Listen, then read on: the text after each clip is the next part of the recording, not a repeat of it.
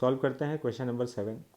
Suppose the second charge in the previous problem is -1 into 10 to the power -6 coulomb. Locate the position where a third charge will not experience a net force. तो situation ये है कि इस बार previous question में जो second charge Q2 था वो उसको नेगेटिव कर दिया गया है, मैग्नीट्यूड उतना ही रखा गया है बट नेगेटिव कर दिया गया है। तो अब हम लोग को थर्ड चार्ज कहाँ रखना होगा सो दैट वो इक्विलिब्रियम में रहे, उस पर कोई नेट फोर्स नहीं लगे। ये रहा Q1, ये पॉजिटिव है और ये Q2 नेगेटिव है, दोनों का ऑपोजिट साइन है। अगर हम बीच में कोई चार्ज रखते हैं, यहाँ रख देंगे, तो Q1 इसको रिपेल करेगा और Q2 इसको अट्रैक्ट करेगा, तो ये वो रीजन नहीं हो सकता जहाँ फोर्स जीरो होगा।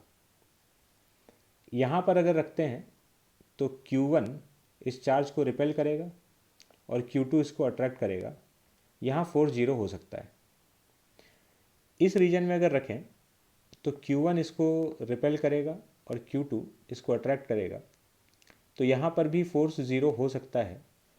लेकिन इस रीजन में हम लोग को कोई भी पॉइंट ऐसा नहीं मिलेगा जहाँ फोर्स ज़ीरो हो।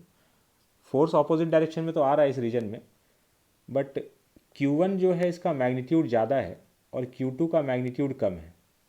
तो यहाँ पर हम कोई भी पॉइंट चार्ज रखेंगे, दोनों की वजह से फोर्सेस का डायरेक्शन तो ऑपोजिट है, बट Q1 की वजह से लगने वाले फोर्स का मैग्नीट्यूड हमेशा ज़्यादा होगा, क्योंकि ये डिस्टेंस भी कम है और इसका मैग्नीट्यूड भी ज़्यादा है।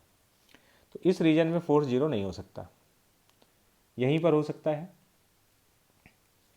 तो हम लोग मान लेते हैं x डिस्टेंस पर चार्ज को रखा गया है Q को, नेट फोर्स को ज़ीरो कर देंगे।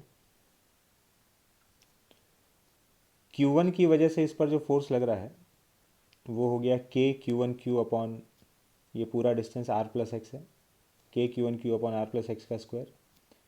और Q2 की वजह से इस पर जो फोर्स लग रहा है K mod of Q2 into Q upon x square.